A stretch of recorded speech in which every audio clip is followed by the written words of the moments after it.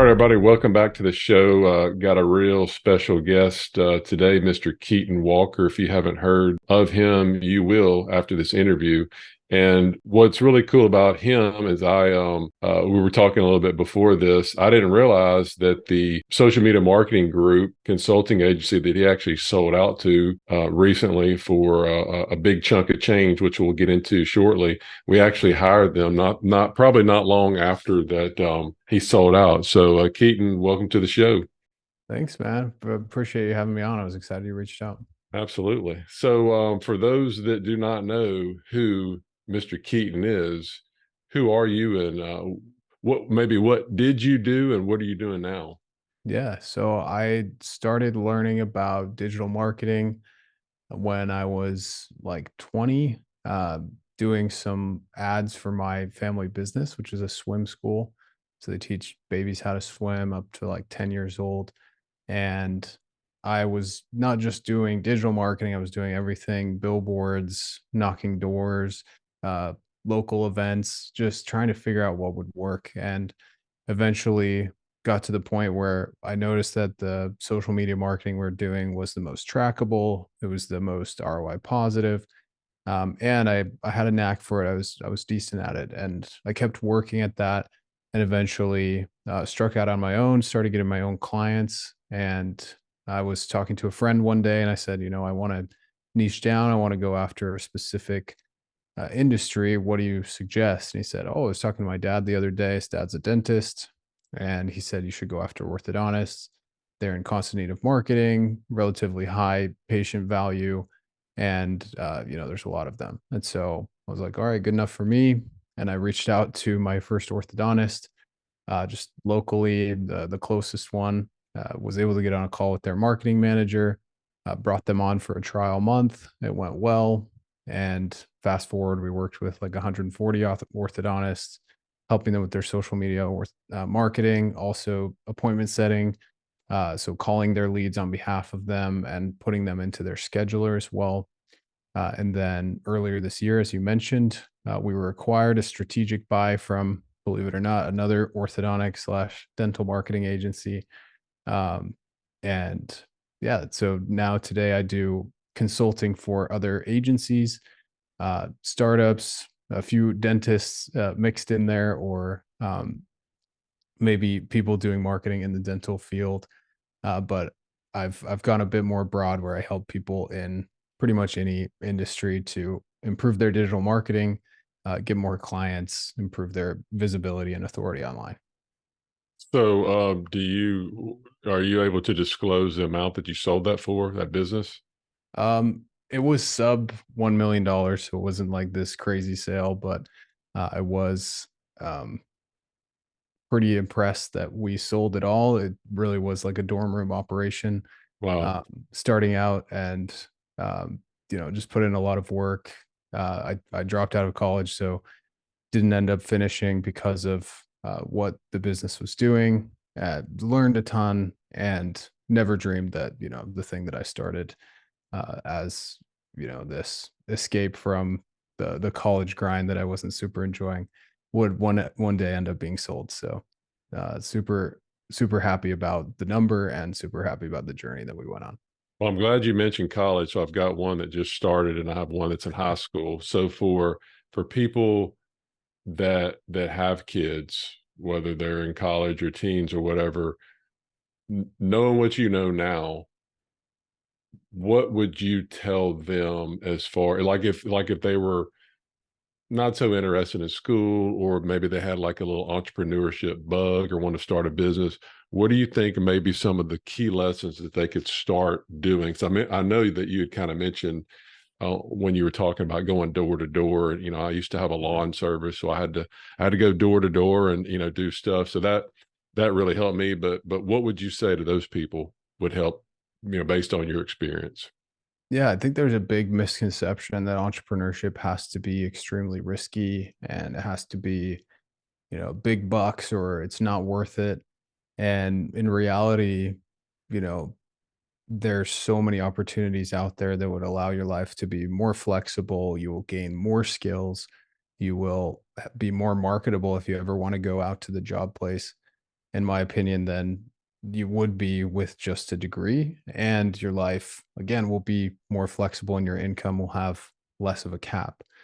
So just starting out in a field like digital marketing, any sort of like hard skill that you can sell online, graphic design. uh, There's people that do like voiceover stuff. I actually gave a speech recently to a group of high school students, and I was just running through some of the posts that people put online. Mhm. And one of them was like, I need this PDF transcribed into not a PDF. And the person was paying $100. So, it's Hmm. just an Upwork post, you can go in there as long as you're 18 years old, you can, apply to Upwork posts, or you could, sign up with your parents' name and work under them. And there's AI tools that can take that PDF and turn it into not a PDF, right? And so there's all these, like, small opportunities like that that can then lead into some monthly recurring income for different clients who need certain things done. And again, Mhm. you're gaining these real skills of working with people, understanding pricing, understanding hiring or subcontracting certain work out.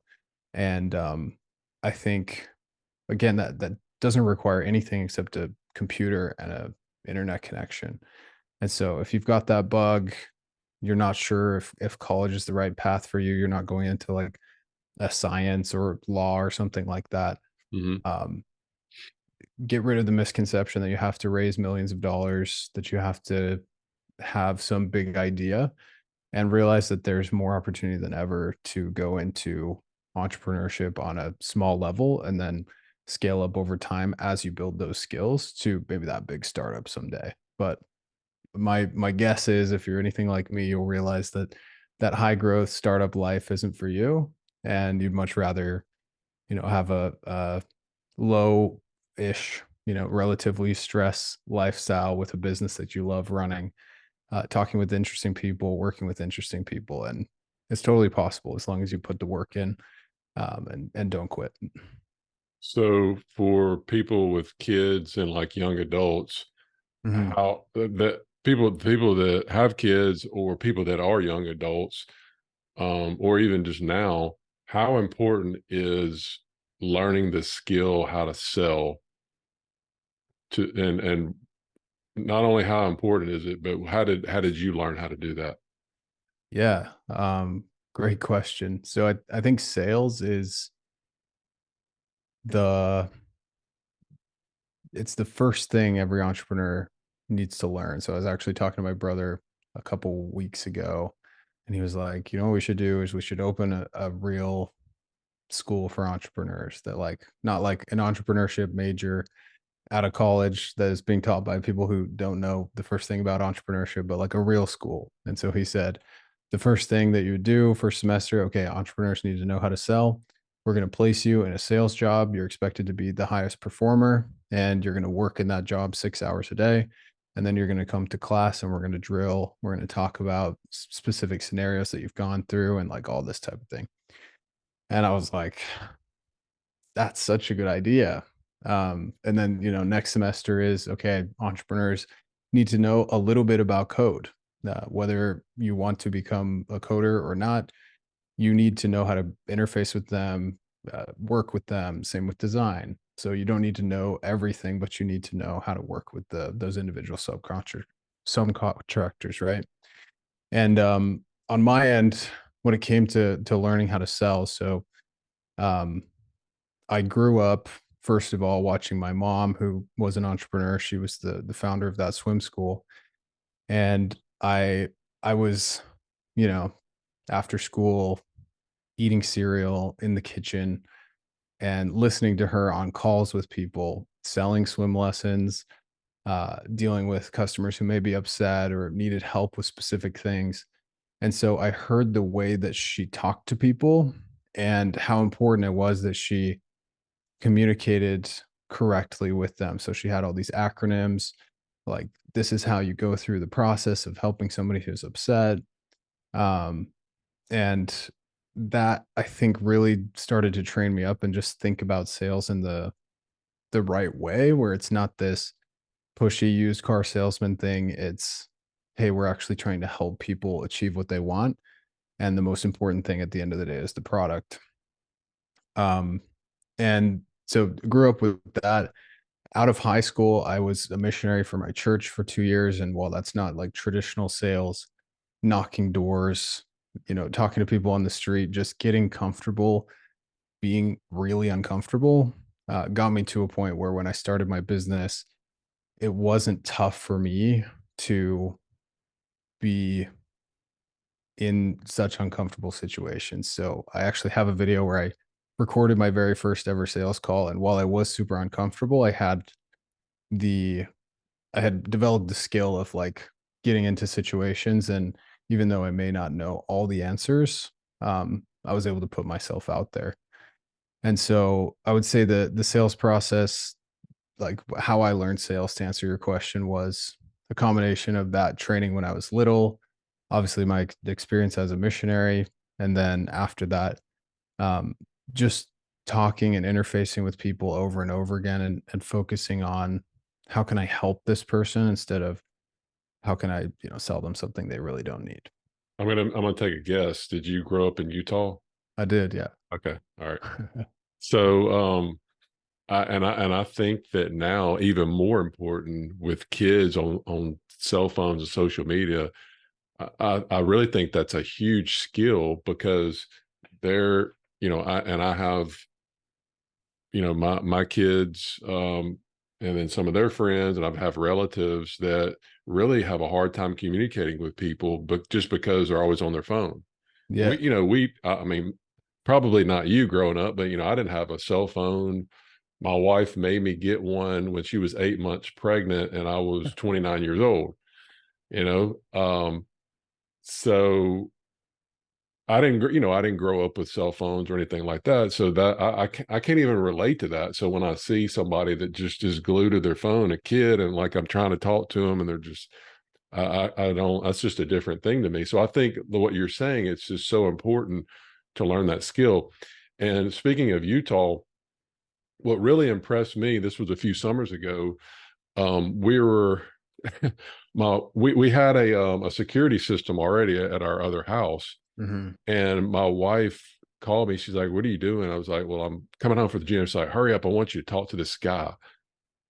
It's like, okay. So I get home and it's like this, you know, probably college kid that's, just sitting in the driveway. And he was one of the salespeople from I think it's Vivint, Mhm. which I think they're based out in Utah. Yeah, yeah. And we just started talking, and I was so impressed with like how he was just could talk, and it wasn't like you said, it wasn't pushy, how Mm. he was able just to get the conversation going.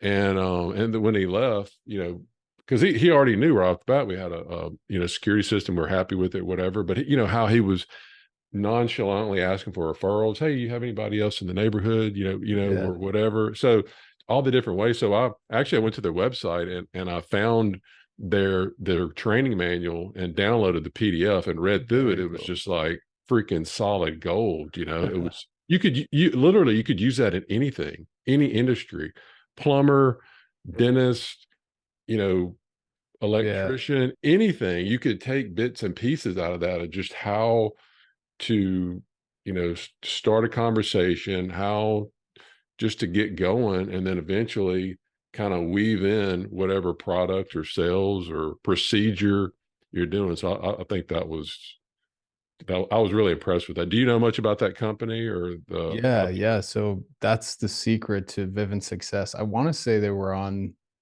How I Built This, or somebody talked about this on How I Built This. Maybe it wasn't actually the founder, but, that was their secret. They're like, "Okay, we need to sell door to door." Mhm. Like, there's all these Mormon missionaries, they spend 2 years literally, like, I say 2 years and people are imagining, you're working a couple hours a day and the rest of the time you're off or something like that, but for real, like, full time, 10 a.m. to 9 p.m., you're talking to people, you're teaching lessons, you're knocking doors, you're talking to people on the street, and that, like, you can't the difference between hiring somebody straight out of high school and hiring somebody that's already done that for 2 years, like, obviously, they're all trained quite well, and so there's a big culture where, um, you'll come home. A lot of people come home from their missions and then they get recruited into Vivint or pest control sales or whatever else. And there's a lot of people that make their career just that, and they work the summer, and they don't need to work at all because they sell so much over the summer, going out and selling pest control or security systems or whatever it is.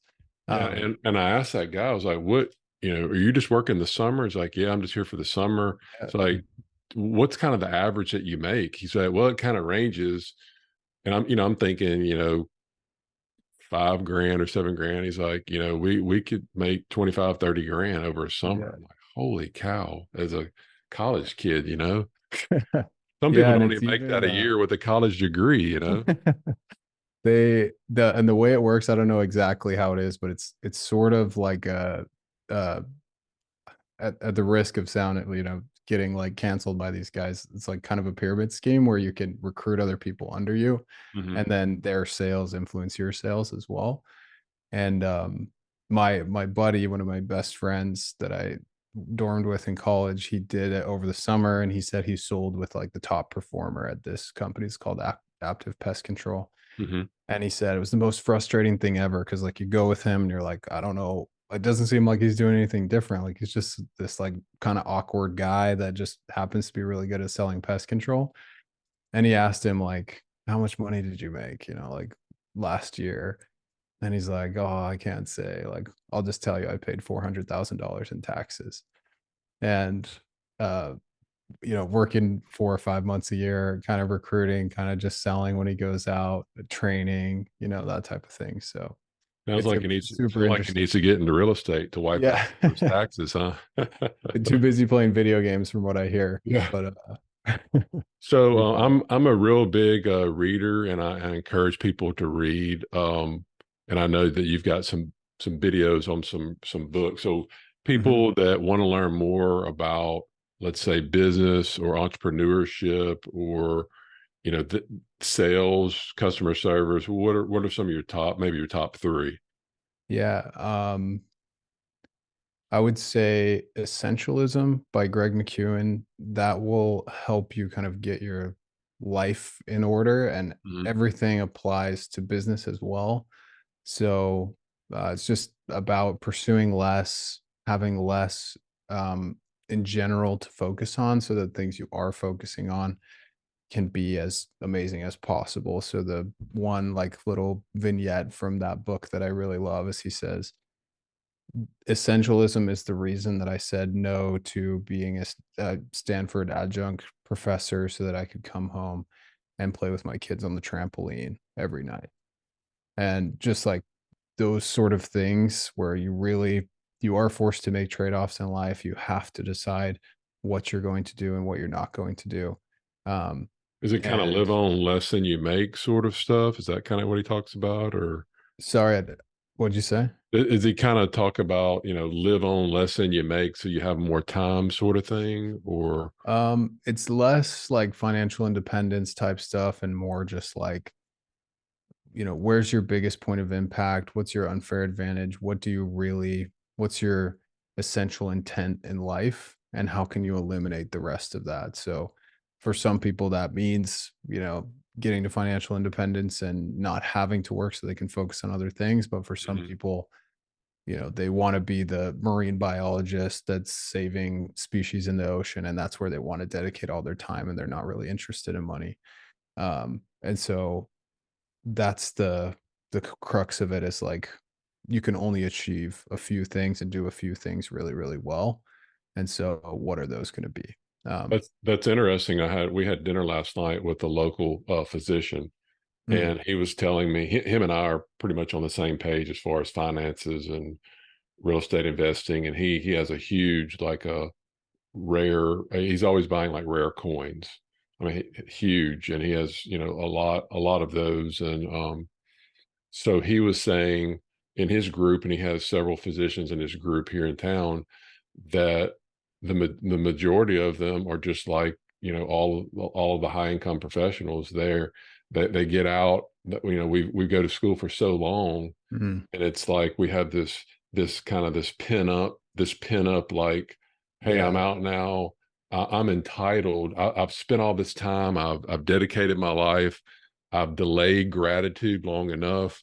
Mhm. I deserve the $1 million house. I deserve, 200 grand worth of cars, country club. And what kind of reminded me of that book is if you get out in whatever field or job and you start doing that, then you know what? You're locked in 30, 40 years. I mean, it's hard. I mean, not only are you coming out with a bunch of debt from medical or dental school or whatever, DO school, but then you go into more debt. Well, then it's really hard to go back and really start to find your passions, whatever, because I Yeah. mean, you're in over your head, and it's just like if you could start off just because we're so used to living like a resident, or you're used to living like a college kid. Mhm. Hey, do that for 5 or 7 more years, get out of debt, stack up your stuff, stack up money and start investing, replace that income as much as you can with passive income. And then you can really focus on, you can kind of find your way and focus on it and help people in different things. But if you have to go to work every day because you got all of this crap to pay for, it's tough to do what you were talking about in that book. Yeah, it's so true, it's so true. Um, and even I think there's so many micro levels of that, even if you didn't, not in $800,000 of debt from school. And then on top of that, you open your own practice and you've got more, like, even just lack of life planning. A couple people I've talked to recently who they've just gotten themselves into a situation that they're not happy with. And the the inertia to get out of that when there's debt involved is so big. Um, whereas, even just a little bit of savings can free you up to really think about what might be right and next for you. I mean, you said you worked with over 100 orthodontists. Did you ever see any of that, or ever get involved that much with them to be able to see that side of them at all? No, we never really talked personal finances. I think Hip Creative has some, like, even in the course and education materials they provide, there's some wealth creation things that they talk about. Hmm.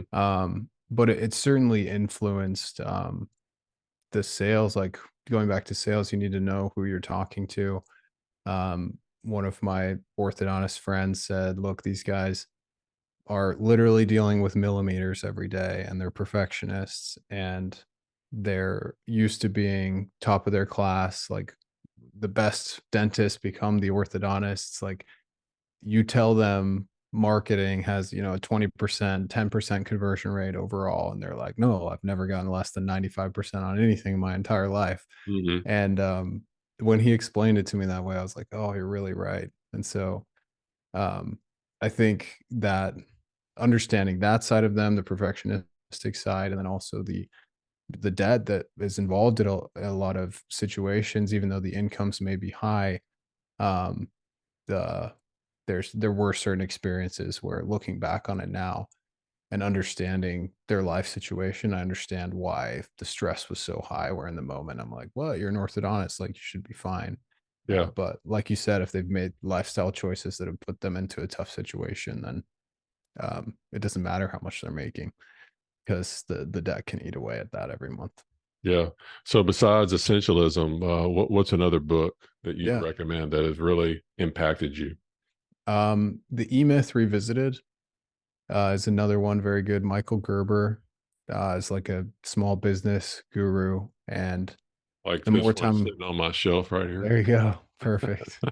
Um, the more I'm in business, the more I realize operations and product are king.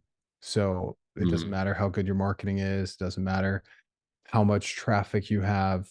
Eventually, the bad word of mouth is going to catch up with the, massive amount of marketing that you can do. And the opposite is true as well. If you have a really good product, you have a really good customer experience, all of your marketing is more effective because every person tells two or three other people. And that's the only way to last long term, is to just have an amazing customer experience. And so in that book, he goes over how to scale you, essentially. Like, as you start out as a business owner, you're the only one that really sees the vision. So how do you scale the individual roles that need to be there to help you produce that customer experience repeatedly, and delight the customers as they come in. I saw a podcast the other day. I think it was Brad Lee. He was interviewing a guy, uh, Jeff somebody, was a billionaire, and he's built and sold all these companies. I think he built and sold Priceline, Okay, Priceline.com. nice. And he was saying, kind of, kind of talking about what you were just talking about. He's like, well, how have you built and just sold so many companies so fast? Where do you get the talent from? We have all this vision of building these businesses or practices, or whether you're local or national, whatever. He's like, well, how do you get the talent? And he was like, well, think about it.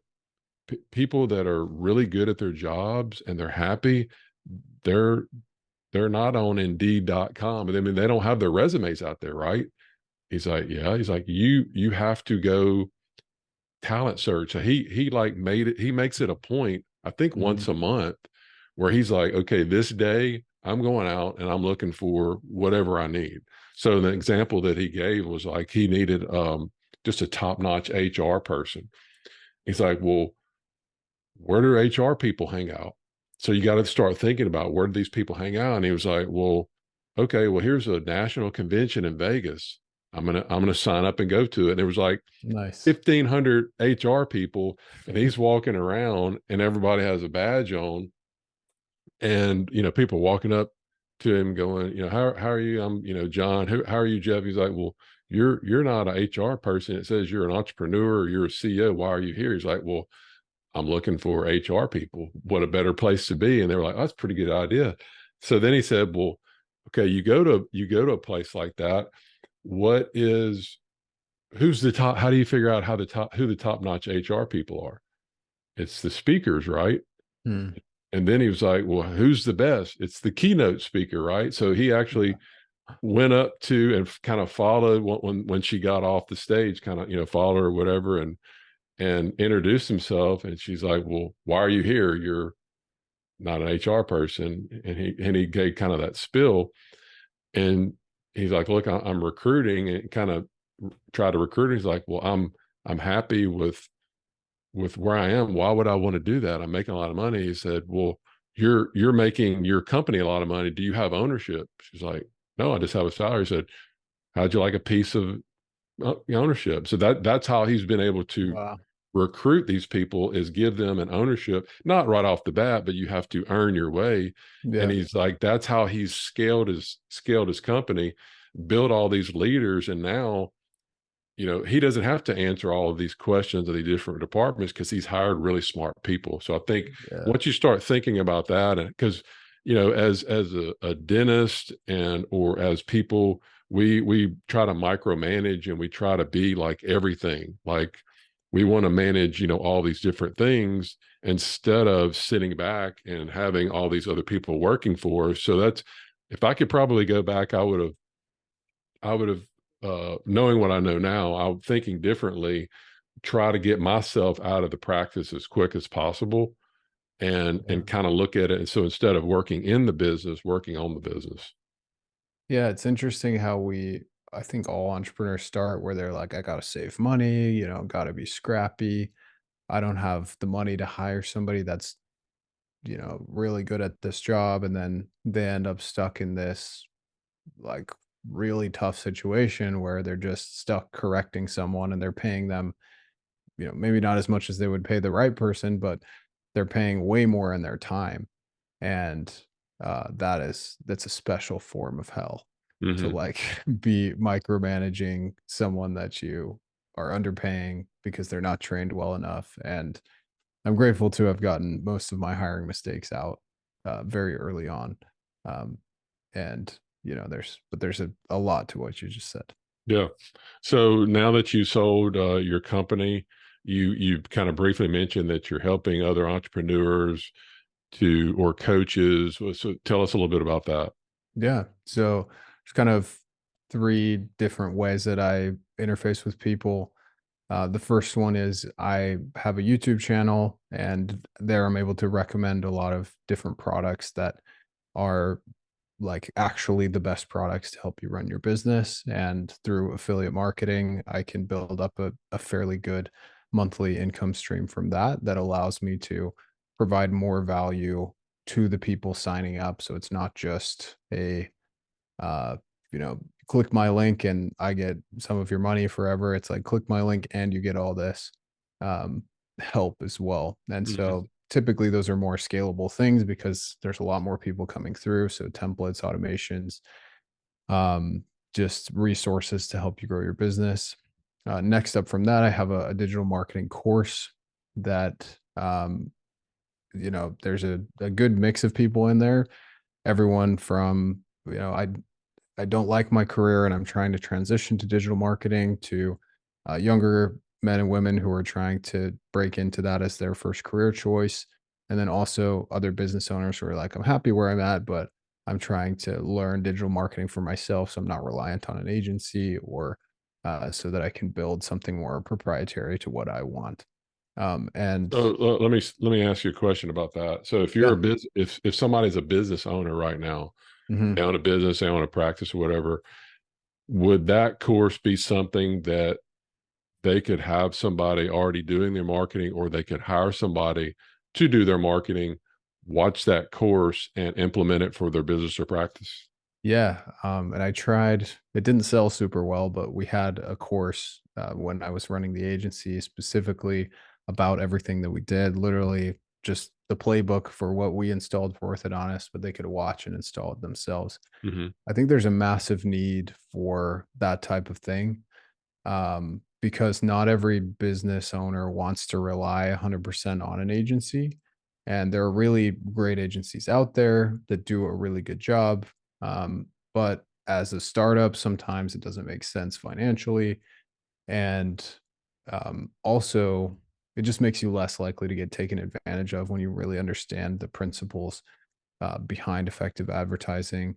You've Hmm. done some of it yourself and you can really vet for the right person to bring onto your team. And so, in my perfect world, every small business owner has a marketing manager that's gone through a reputable marketing course and really understands it, because then small business would be, I think, 5 to 10 times more successful because of the in-house talent that they have there. So absolutely, totally encourage that type of thing. Some dentists, one has joined who just wanted to learn all this stuff himself, and there's one in dental school in there who's trying to make sure that he's ready for when he launches his practice. That's smart, Um, really and smart. yeah, a few others that just like a loan officer who manages a bunch of other loan officers, but wants to make sure that he's installing the systems correctly. And there's a fair amount of support that comes along with the course. So it's not just training videos. It's, hey, can I bounce this idea off you, Keaton? We have weekly calls, that type of thing. Hmm. And you said there was three ways. Oh, What's yeah. the third? So the last one's one-on-one coaching. So these are people, sometimes coaches, sometimes people who are trying to maybe grow social channels online, but mostly agency owners who are more established, who want to dial in client acquisition, retention, all that type of thing. And so that maybe install better software marketing systems. And so I limit that. I only have 5 people I work with at a time, so it can be really hands on, but super enjoyable and love working with those folks for sure. Awesome. So we'll make sure we get all the links from you to put below this video. But if Great. somebody's watching this right now and they want to learn a little more about you and what you do, where can they go? What's the Yeah. quickest way, quickest So thing to all the do? options are at it's Keaton, ITS, Keaton.com Okay, / coaching. gotcha. Well, I really appreciate your time. You're definitely a wealth of knowledge. It's really cool to see somebody that doesn't have to take the traditional route of college and all these professional schools or certifications and be successful. So you're that was really raw. One of the reasons that I reached out to you, just seeing some of your content, you really were an inspiration, not only to me, but I felt that you're being inspiration to my audience too. So thank you for all you do, and keep it going. Thanks so much, Jeff. Really appreciate it.